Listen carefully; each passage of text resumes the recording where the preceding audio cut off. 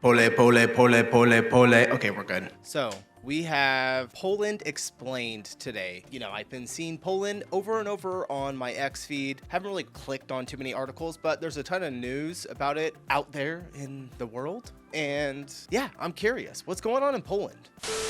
I love Poland. Like everyone is talking about Poland. Poland. Yep. Poland was Poland. It's safe to say that Poland is making some serious moves in the world. With a stable, diverse economy, a new interesting aim and technology, and a serious investment in military power. Poland has gone from being a grey and poor place filled with war and invasion and being pretty much erased from maps, to a nation that not only survived, but thrived into a country others now look at with envy. But I think I even saw the other day, it was like Poland's GDP is about to pass Japan's or something like that. Pretty crazy. So when I saw that little news article, I was like, all right, I got to figure out what the hell is going on in Poland. And how did this let's see. happen? And most importantly, what do you even know about Poland? The time has come to explore the ins and outs of this nation. So this is Poland Explained. Poland is located in the heart of Europe, neighboring 7 countries. Going clockwise from the northeast, there's the Russian exclave of Kaliningrad, then Lithuania, Belarus, Ukraine, Slovakia, Czech Republic, and Germany.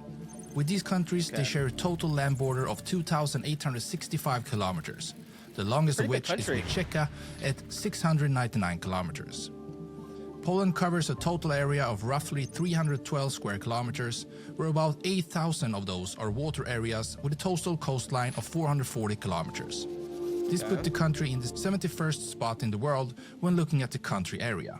And to put that size in perspective, it's about twice the size of the US state of Georgia and slightly smaller than New Mexico. The terrain is mostly flat, with some mountains along the southern border against Slovakia. And this is also where we find the highest point of the nation, Ruzi, which stands at 2,499 meters. The lowest point is on the complete opposite side, near Razgi El Blaski, and is actually at a -2 meters. The largest lake is Lake Snidarvi, while the largest body of water, when looking at the full size, is the lagoon that is shared with Germany. On the Polish side, it's called Zalew Szewiecki, while it's called Stettiner Haff on the German side. The longest river is Wisla, with 1,213 kilometers, and is shared with both Belarus and Ukraine. About 30% of the country is covered in forests, and 48% of agricultural lands, with some of the natural resources of Poland being just arable lands, and also coal, sulfur, natural gas, copper, and silver. The climate of the nation is temperate, with cold, moderately severe winters and mild summers. Whereas in most places, the weather can occasionally reach high temperatures in the summer and low ones in the winter. But when looking at the average temperatures, it's still considering mild and moderate. The population is roughly 38 million people, which puts them at the 39th spot in the world, just below Canada. And most of these people live in either the northern coastal area in the city of Gdansk, the southern part and the city of Krakow, or in the cities in the central area such as Lodz and Warsaw. The last mentioned city is also the capital of the country and holds about 1.8 million people of the total population. The median age of this population is, like most European countries, kind of high, 41.9 years to be exact. And with that, they ranked at the 39th spot in the world.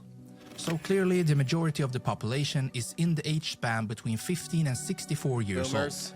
14.50. Do y'all call the older generation boomers? That must be an American thing, right? I don't know. I feel like you guys don't call the older generation boomers. Maybe though. I could be wrong. Or younger, while 20.6% is 65 years or older.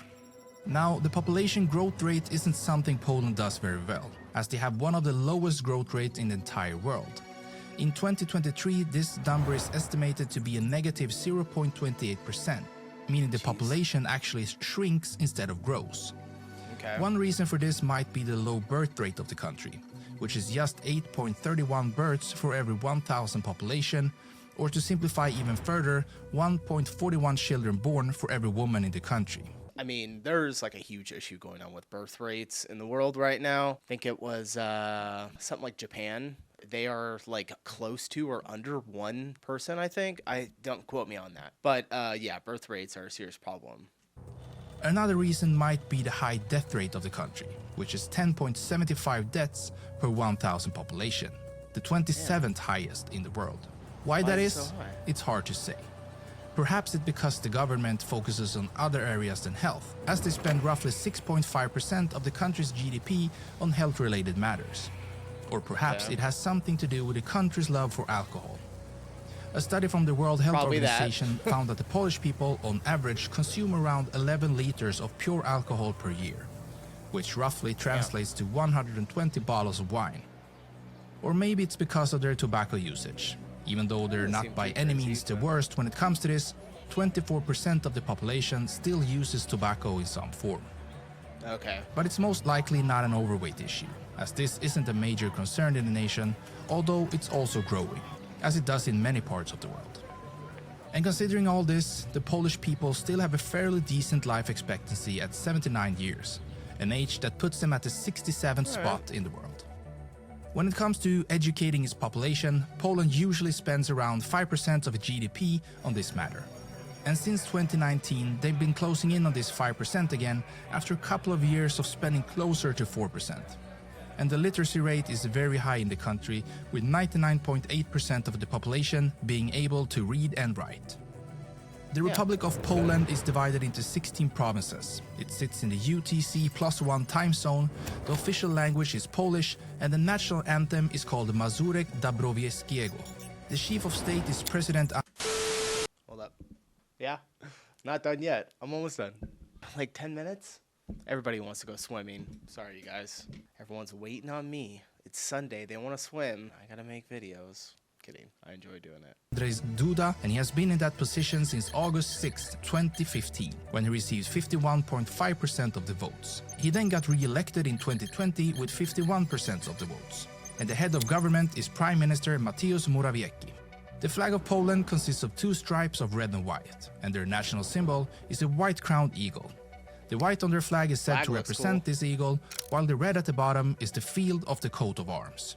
As mentioned at the start, Poland has a well-diversified economy that has proven to be a good concept for high growth, as it has been one of the most resilient economies in the European Union, even during tough times.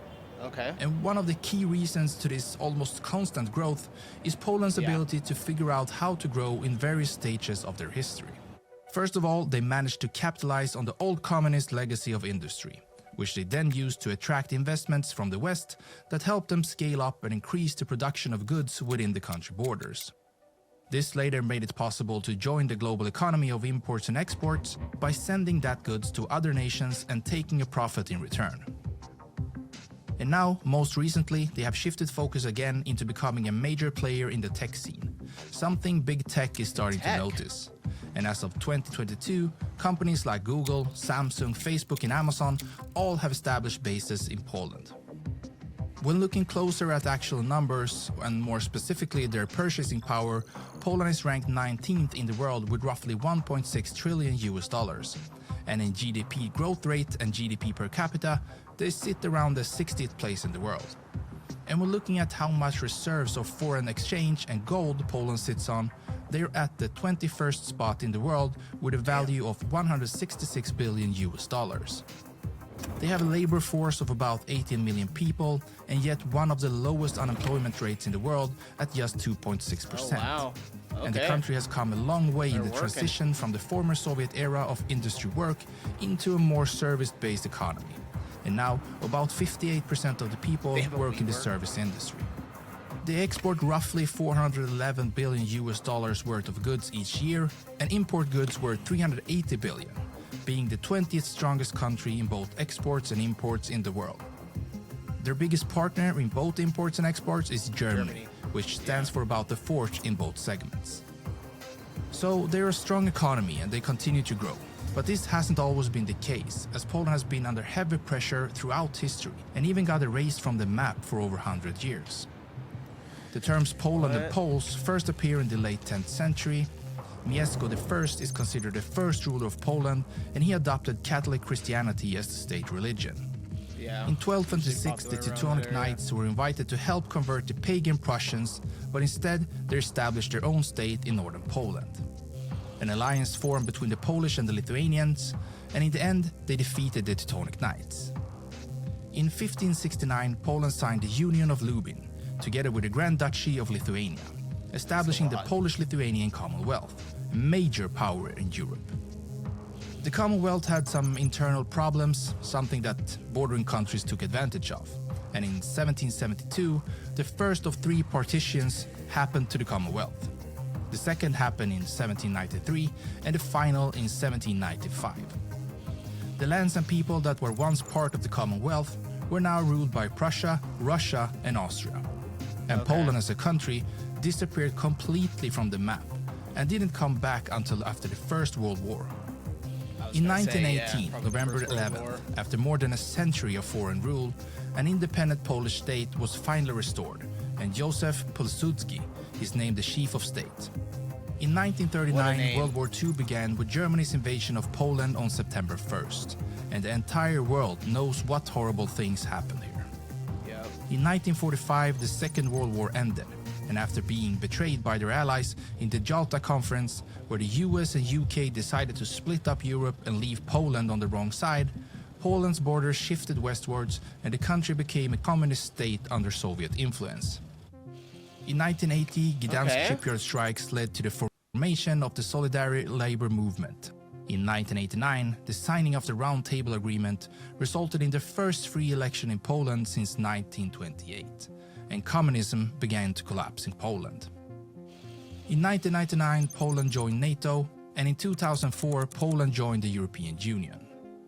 Now, Poland is an important member of both these organizations, much thanks to their geographic location on the edge of NATO's eastern flank.